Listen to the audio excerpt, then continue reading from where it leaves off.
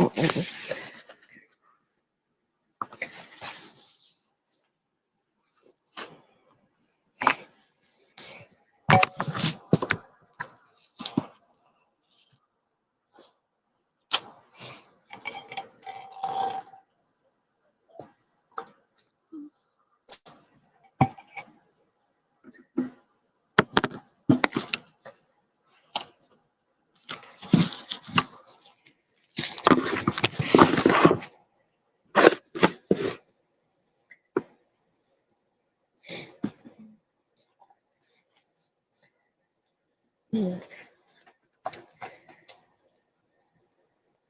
We're back on spell descriptions, page 232. Arcane Lock. Abjuration. Level Sorcerer Wizard 2. Components VSM. Casting time 1 standard action. Range Touch. Target the door, chest, or portal touched up to 30 square feet per level in size. Duration permanent. Saving throw no. Spell resistance no. An arcane lock spell cast upon a door, chest, or portal magically locks it. You can free pass your own arcane lock without affecting it. Otherwise, a door or object secured with this spell can be opened only breaking in with a successful Dispel Magic or Canuck spell. Add 10 to the normal DC to break open the door or portal affected by this spell. The Canuck spell does not remove an arcane lock, it only suppresses the effect for 10 minutes. Material component: gold dust worth 25 gold pieces. How do I use gold dust?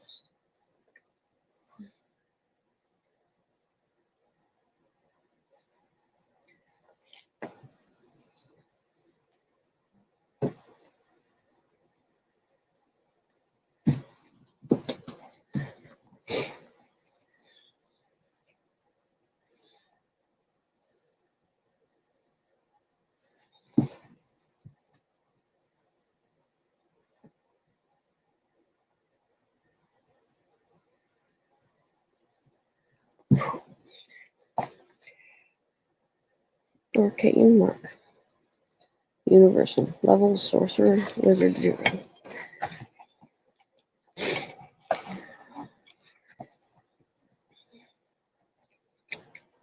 Components VS. Casting time 1 standard action. Range 0 feet. Effect: 1 personal rune or mark, all of which must fit within 1 square foot. Duration permanent. Saving throw no. Spell resistance no. This spell allows you to inscribe your personal rune or mark, which can consist of no more than 6 characters. The writing can be visible or invisible.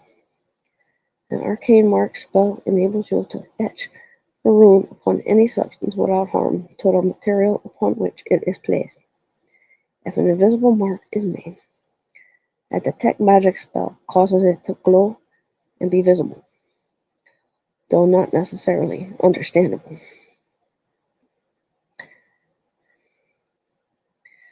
See invisibility, true seeing, a gem of seeing, or a robe of eyes likewise allows the user to see an invisible arcane mark. A read magic spell reveals the words, if any. The mark cannot be dispelled, but it can be removed by the caster or by an erase spell.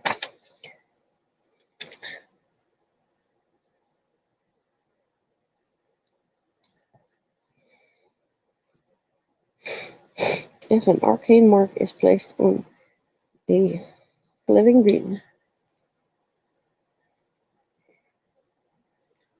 normal wear gradually causes the effect to fade in about a month.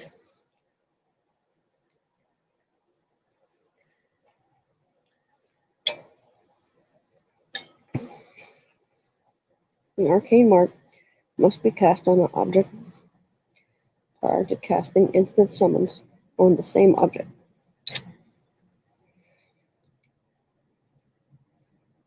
See that spell description for details.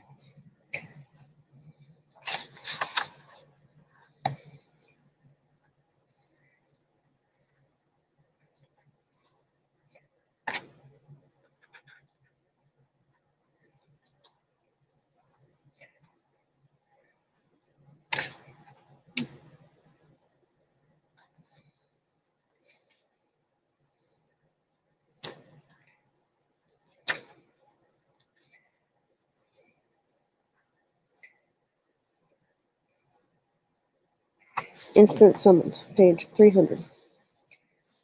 Page 300. Instant summons. Conjuration, summon. Level Sorcerer Wizard 7. Component VSM. Casting time, 1 standard action. Range. Target, 1 object weighing 10 pounds or less, whose longest dimension is 6 foot or less. Duration, permanent until discharged. Saving throw, non-spell resistance.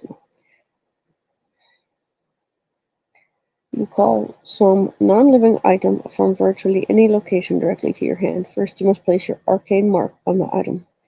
Then you cast this spell, which magically and invisibly inscribes the name of the item on a sapphire worth at least 1,000 gold pieces. Okay, what? Thereafter, you can summon the item by speaking a special word set by you when the spell is cast and crushing the gem. The item appears instantly in your hand. Only you can use the gem in this way. If the item is in the possession of another creature, the spell does not work, but you can know who the possessor is and roughly where that creature is located when the summons occurs. The inscription on the gem is invisible. It is also unreadable, except by means of a read magic spell to anyone but you. The item can be summoned from another plane, but only if no other creature has claimed ownership of it. Material component, a sapphire worth 1,000 gold pieces. Okay, so say you're sorcerer, arcane mark, sorcerer wizard 0. They can mark things all they want, but they can't summon them until they're level 7.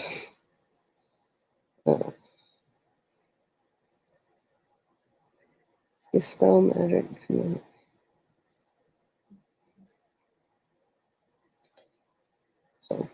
So say you put an arcane lock and an arcane mark on something.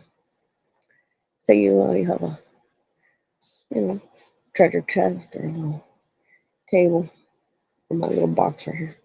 In my little box right here, put an arcane lock on it.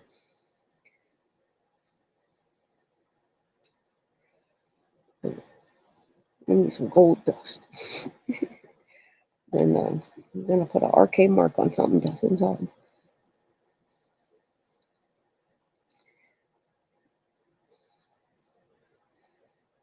So if an invisible mark is made, the detect magic spell causes it to glow and be visible. Alright, so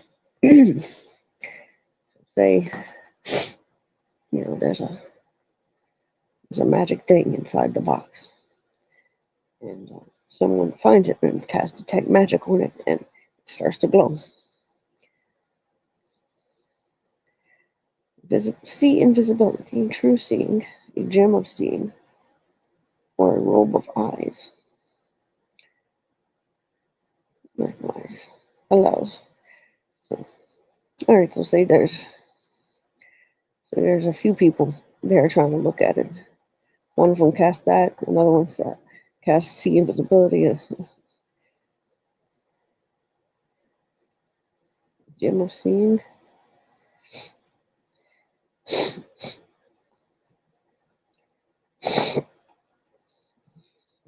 Man, yesterday I looked up gameplay of that Lord of the Rings War in the North game. That's good stuff. The ranger character can see certain marks, and the dwarf can see the dwarf marks and see gold ore in the walls. And stops and mines it if you would like. There ain't no encumbrance, I don't think.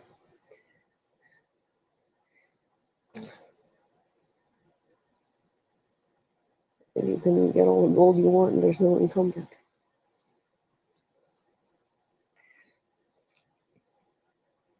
And the elf character can see other things. Plants, I think. Yeah. You can replay that game like 3 different ways. Really great game.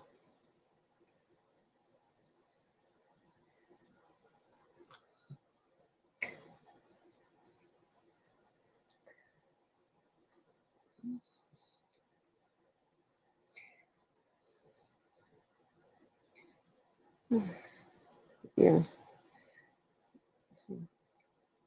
The elf would probably cast see invisibility.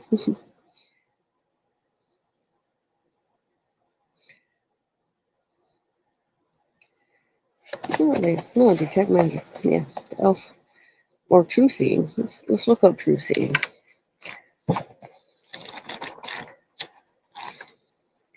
Spell descriptions last till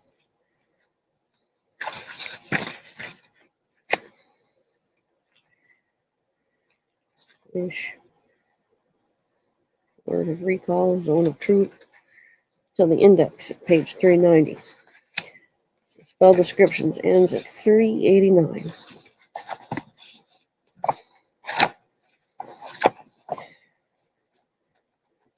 And each one of these has given me ideas of like drawing a little comic scene where this happens, or you know,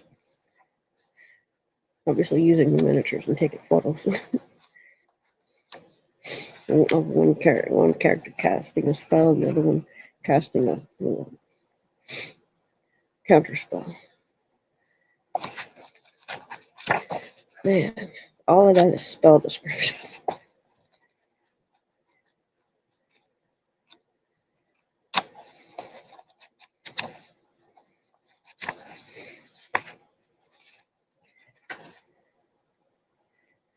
And I like that. And then there's the index. And most of them are spells. 139 is a bolas. There's endurance, banishment, tools.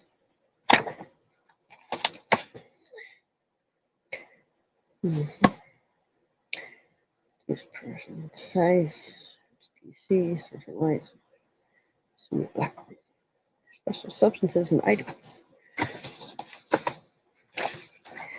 All right. That's all we gotta get through. Let's hurry up.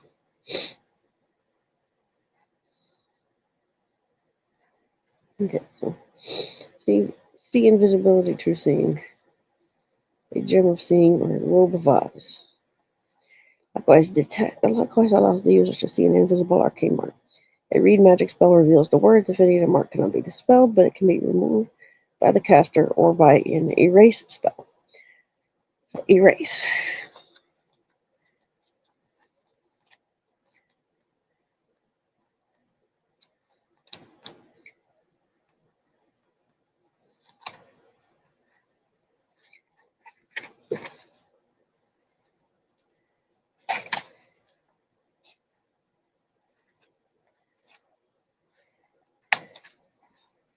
There's eye bite. Necromancy, even. Level Bard 6, Sorcerer Wizard 6. Components VS, casting time, 1 standard action. Range, close 25 feet plus 5 feet per 2 levels. Target 1 living creature. Duration 1 round per 3 levels. See text. Saving throw, Fortitude negates. Spell resistance, yes. Each round you may target a single living creature, striking it with waves of evil power.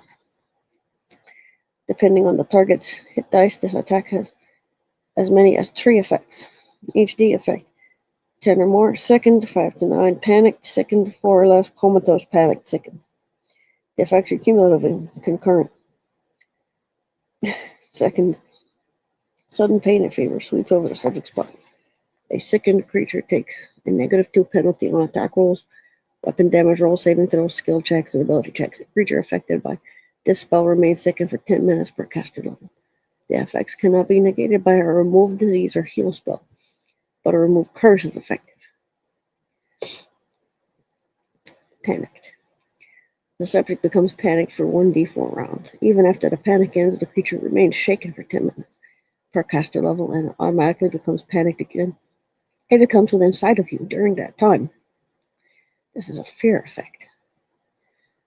Comatose. The subject falls into a catatonic coma for 10 minutes per caster level, and during this time it cannot be awakened by any means short of dispelling the effect. This is not a sleep effect, and thus elves are not immune to it. The spell lasts for 1 round. Per 3 caster levels, you must spend a move action each round after the first to target a foe. That was the wrong spell to read. Okay, Expeditious Retreat, Etherealness, Ethereal Jaunt, Entropic Shield, Enthrall, Enlarged Person, Entangle. Ooh, Druid, Plant, and Ranger. Entangle. Anyway, I was here for Erase. Transmutation. Level, Bard 1, Sorcerer Wizard 1. Components, BS, casting time, 1 standard action. Range, close, 25 feet, plus 5 foot for 2 levels. Target 1 scroll or 2 pages. Duration, instantaneous. Saving throw, see text, spell resistance, no. Erase, removes writings of either magical or mundane nature from a scroll or from 1 or 2 pages of paper, parchment, or similar surfaces. With this spell, you can remove explosive runes, a glyph of warding, a sepia snake sigil, or an arcane mark, but not illusory script or a symbol spell. Non-magical writing is automatically erased if you touch it and no one else is holding it. Otherwise, the chance of erasing non-magical writing is 90%. Magic writing must be touched to be erased, and you also must succeed on a caster level check, 1d20 plus caster level against DC 15. A natural 1 or 2 is always a failure on this check.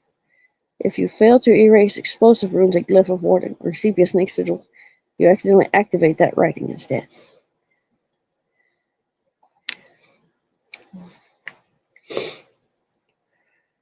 Not illusory script.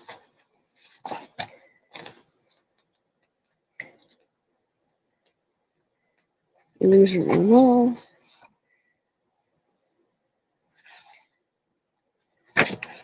Illusory script. Illusion.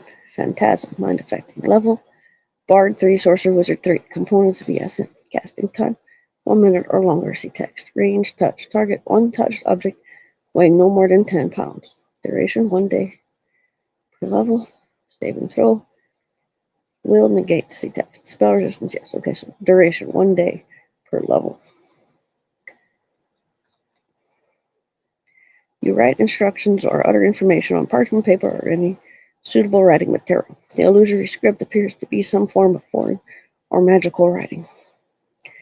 Only the person or people designated by you at the time of the casting are able to read the writing. It's unintelligible to any other character, although an illusionist recognizes it as illusory script. Any unauthorized creature attempting to read the script triggers a potent illusory effect and must make a saving throw. A successful saving throw means the creature can look away with only a mild sense of disorientation. Potent illusory effect, saving throw. Failure means the creature is subject to a suggestion implanted in the script by you at the time the illusory script spell was cast. The suggestion lasts only 30 minutes. Simple suggestions include close the book and leave, forget the existence of the book, and so forth. If successfully dispelled by Dispel Magic, the illusory script and its secret message disappear. The hidden message can be read a combination of the True Seeing spell with the Read Magic Comprehend Languages spell. The casting time depends on how long a message you wish to write, but is always at least 1 minute. Material component, a lead-based ink, costing not less than 50 gold pieces. And then there's illusory wall.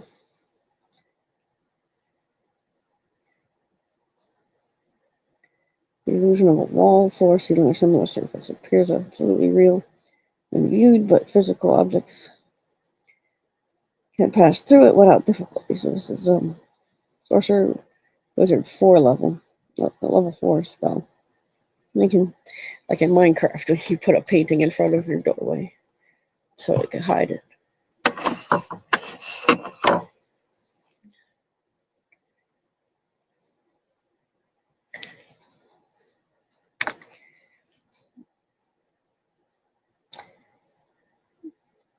When the spell is used to hide pits, traps, or normal doors, any detection abilities that do not require sight work normally. Touch or probing search reveals the true nature of the surface, though such measures do not cause the illusion to disappear.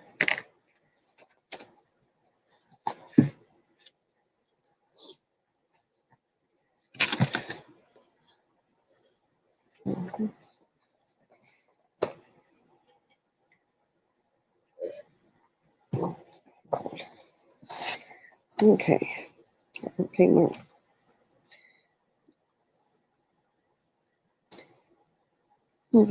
See invisibility, true seeing, gem of seeing, robe of eyes.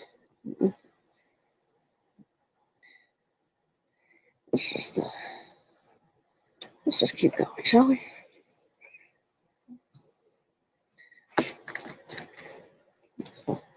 A lot of spells. Arcane sight, divination level, sorcerer wizard 3 components VS, casting time 1 standard action, range person, target you, duration 1 minute per level. D. This spell makes your eyes glow blue and allows you to see magical auras within 120 feet of you. The effect is similar to that of a detect magic spell. This is arcane sight. Divination. But arcane sight does not require concentration and discerns aura location and power more quickly. You can know the location and power of all magical auras within your sight. An aura's power depends on a spell's functioning level or an item's caster level, as noted in the description of the detect magic spell. If the items or creatures bearing the auras in line of sight, you can make spellcraft skill checks to determine the school of magic involved in each. Like 1 check per aura DC 15 plus spell level or 15 plus 1/2 caster level for a non-spell effect. If you concentrate on a specific creature within 120 feet of you as a standard action, you can determine whether it has any spellcasting or spell-like abilities. Whether these are arcane or divine spell-like abilities register as arcane. And the strength of the most powerful spell or spell-like ability the creature currently has available for use. Arcane sight can be made permanent with a permanency spell. So, say there's a wizard, and he casts this on himself and then casts a permanency spell. I'm giving him arcane sight so that he always knows all of the magical auras that he can see. Now, I take that take understanding of this to mean that any magical item has an aura.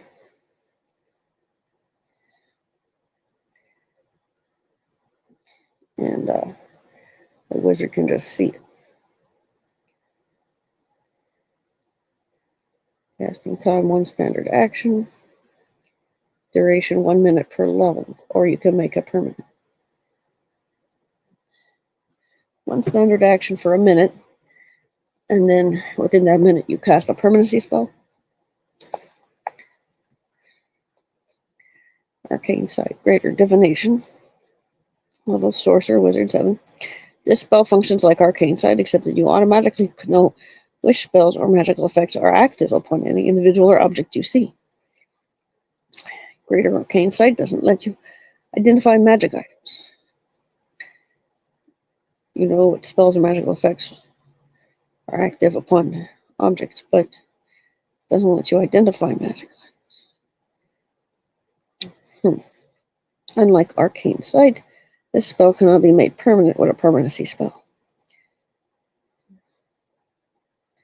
Astral projection, necromancy. Cleric 9, sorcerer, wizard 9, travel 9. Component VSN. Casting time 30 minutes. Range touch. Targets you plus 1 additional willing creature touched per 2 caster levels. Spell resistance, yes. By freeing your spirit from your physical body, this spell allows you to project an astral body into another plane altogether. You can bring the astral forms of other willing creatures with you, provided that these subjects are linked in a circle with you at the time of the casting. These fellow travelers are dependent upon you and must accompany you at all times. If something happens to you during the journey, your companions are stranded wherever you left them. Oh, shit.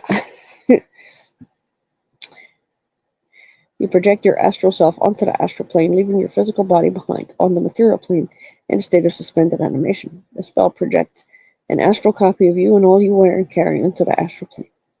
Since the astral plane touches upon other planes, you can travel astrally to any of these other planes as you will. To enter one, you leave the astral plane, forming a new physical body implement on the plane of existence you have chosen to enter. It should be harder than that. While you are on the astral plane, your astral body is connected at all times to your physical body by a silvery cord. If the cord is broken, you are killed, astrally and physically. Luckily, very few things can destroy a silver cord. When a second body is formed on a different plane, the incorporeal silvery cord remains invisibly attached to the new body. If the second body or the astral form is slain, the cord simply returns to your body, where it rests on the material plane, thereby reviving it from its state of suspended animation. Although astral projections are able to function on the astral plane, their actions affect only creatures existing on the astral plane. A physical body must be materialized on other planes. Okay, that's not a very good explanation. Like, how is it formed? What do you need to do? Does it just materialize out of nothing? That don't make no sense. You and your companions may travel through the astral plane indefinitely. Your bodies simply wait behind in a state of suspended animation until you choose to return your spirits to them. The spell lasts until you desire to end it or until it's terminated by some outside means, such as dispel magic cast upon the physical body or the astral form, the breaking of the silver cord, or the destruction of your body back on the material plane, which kills you.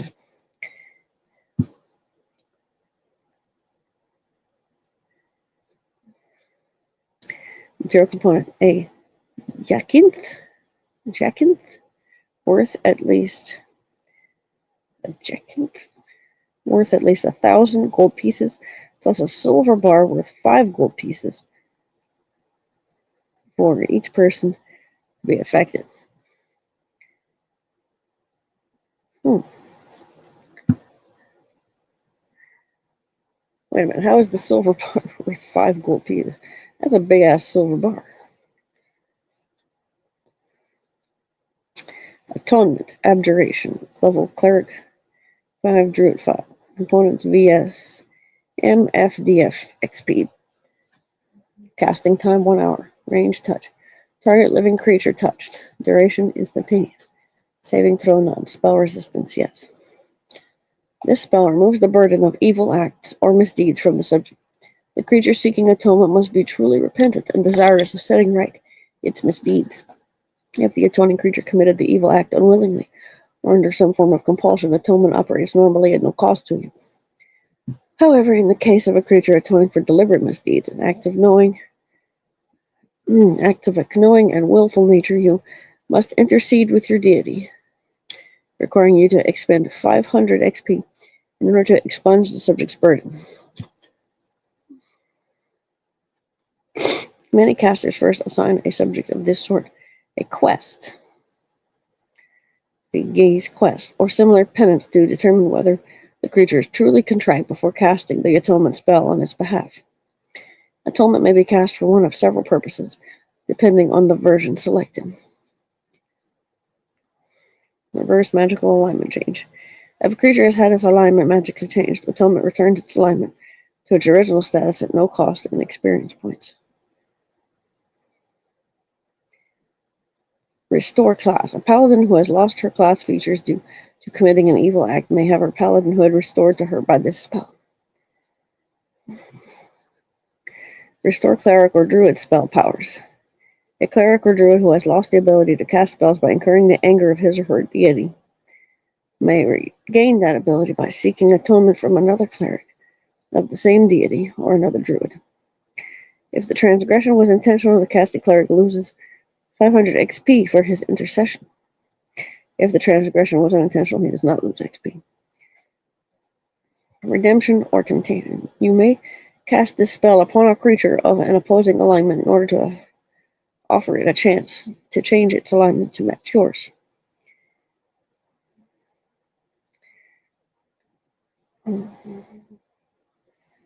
The prospective subject must be present for the entire casting process. Upon completion of the spell, the subject freely chooses whether it retains its original alignment or acquiesces to your offer and changes to your alignment. No duress, compulsion, or magical influence can force the subject to take advantage of the opportunity offered if it is unwilling to abandon its old alignment. Redemption or temptation. The use of the spell does not work on outsiders or any creature incapable of changing its alignment naturally.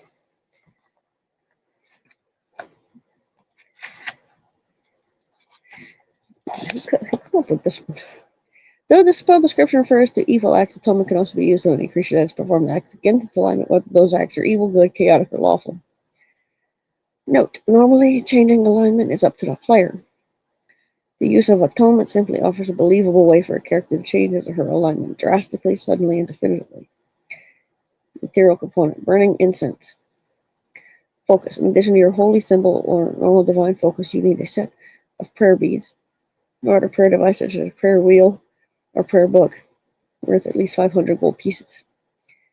XP cost. When cast for the benefit of a creature whose guilt was the result of deliberate acts, the cost to you is 500 XP per casting. Okay. Not a strange thing to have. Anyway. Yeah, I have like druids who do terrible things to moose.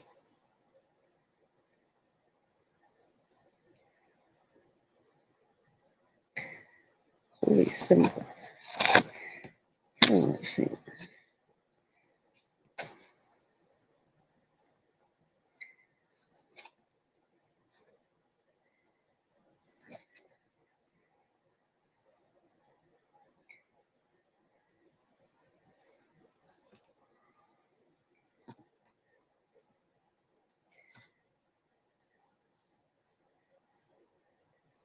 $162.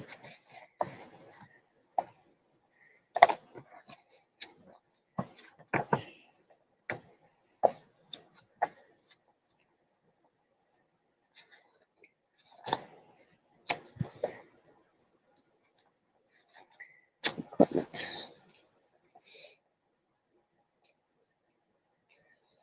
Disguise kit, healer's kit. Holy symbol, silver or wooden. A holy symbol focuses positive energy. A cleric or paladin uses it as a focus for his spells and as a tool for turning undead. Each religion has its own holy symbol. An unholy symbol is like a holy symbol, except that it focuses negative energy and is used by evil clerics, or by neutral clerics who want to cast evil spells or command undead. Okay.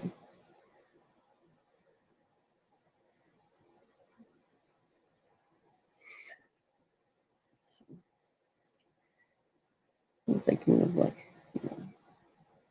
little silver wooden figures. And the silver Thor's hammer. Wheel of Crom.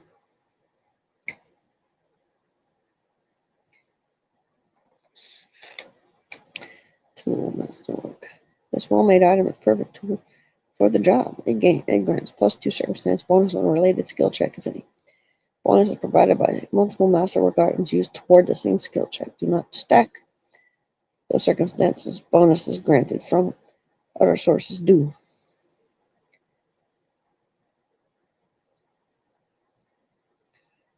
Okay. Masterwork tools.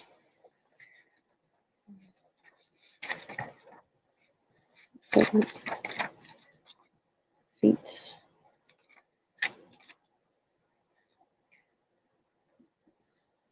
I think he's casting and meta magic feats. Skill.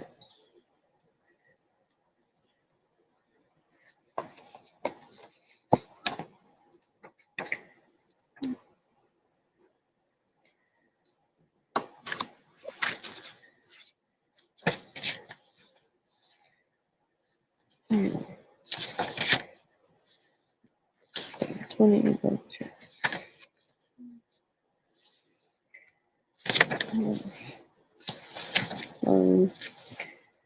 concentration, craft.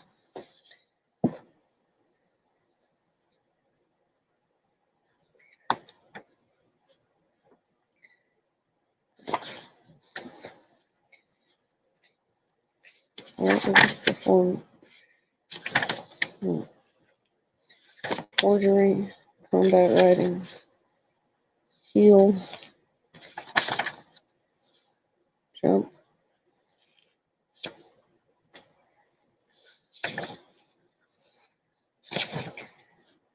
perform, sense motive, speak language, common languages, and their alphabets.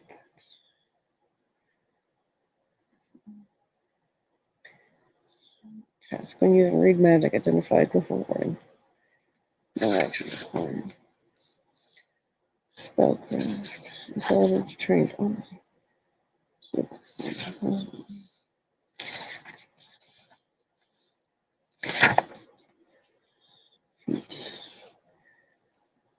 Sorcerer's important.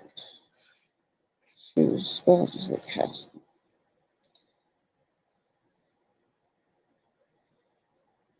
Apply a meta magic feat to improve them. So the spellcaster's the improved spell uses a higher level spell.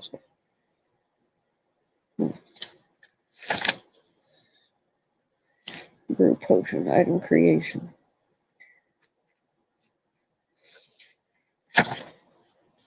Craft wondrous item.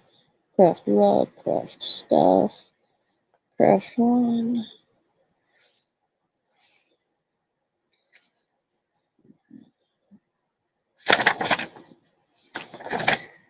Power spell.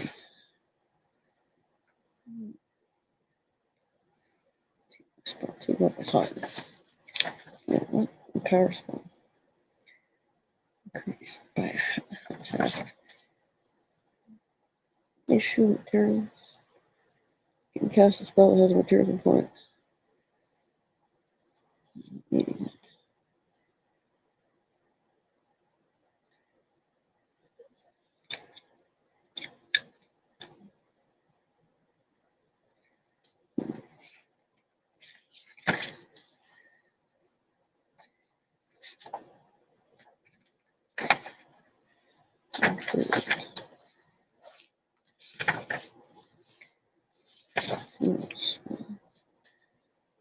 And scribe scroll item.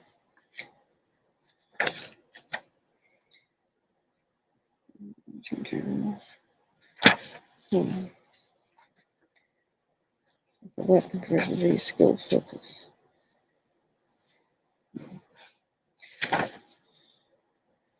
Trample.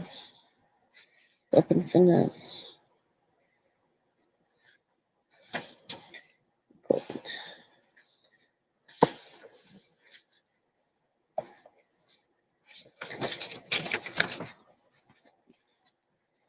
Right. Knowledge performance.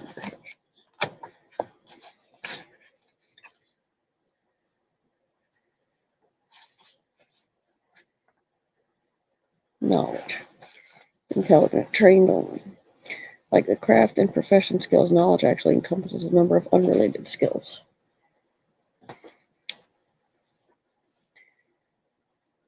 Knowledge represents a study of some body of lore, possibly an academic or even scientific discipline. Listed fields of study: arcana, architecture. Nope,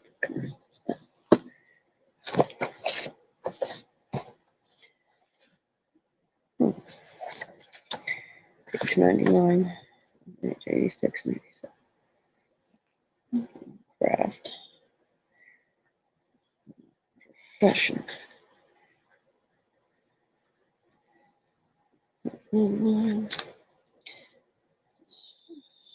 Listen. Move silently. Skill. Move silently check is opposed by the listen check. Anyone who might hear you. Imagine a character sneaking by. And the character, standing there, rolls and listen check. Alertion.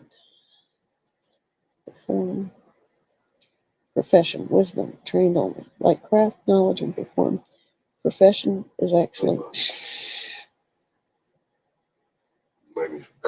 Yes.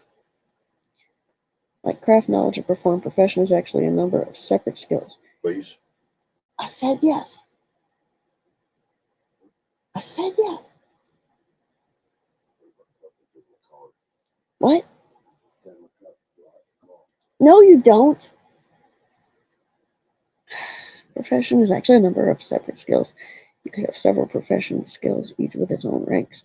Each person is a separate skill. While a craft skill represents ability in creating or making an item, a profession skill represents an aptitude and a vocation requiring a broader range of less specific knowledge. Performance. You can practice your trade and make a decent living. Yeah, I want to write a bunch of characters doing their professions. Okay, go.